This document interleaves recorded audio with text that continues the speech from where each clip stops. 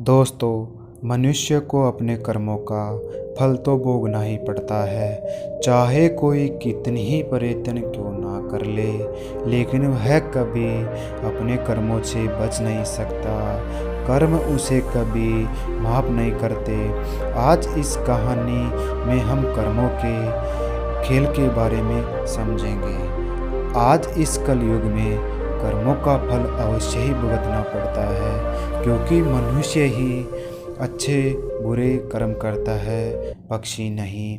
इसलिए हम अपने कर्मों का फल अवश्य भुगतना पड़ेगा, चाहे पहले या देर से कर्म तो भुगतना ही पड़ेगा।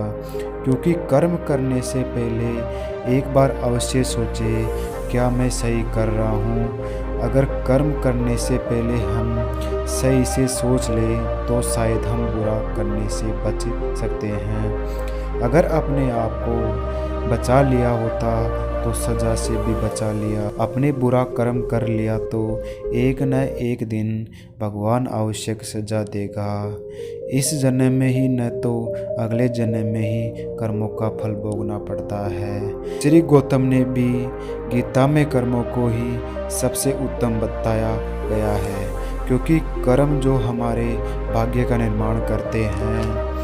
अगर हम अच्छे कर्म करेंगे तो हमारे साथ अच्छा होगा, अगर हम बुरे कर्म करेंगे तो हमारे साथ बुरा ही होगा। इस प्रकार जब हम ज़मीन में कोई फल का पौधा लगाते हैं तो उसके उगने में और बड़े होने में बहुत समय लगता है, और फिर इसकी साल 2 या 3 साल बाद बड़ा होता है, फिर उस पर फल लगते हैं।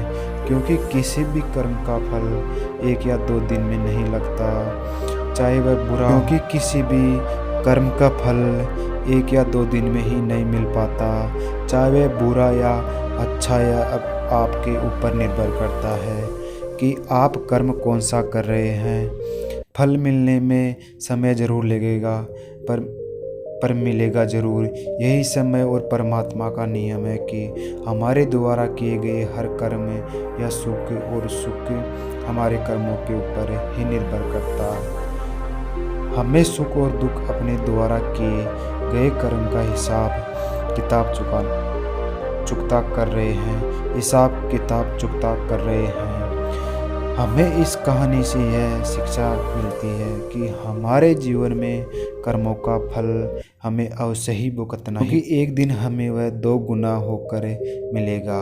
इसी प्रकार हर काम करते समय भी ध्यान रखें कि हम कौन सा काम सही कर रहे हैं और कौन सा काम गलत हो रहा है। इसलिए कभी भूल कर भी किसी की आत्मा न दुखाए। जितना हो सके अपनी तरफ से अच्छा ही करें।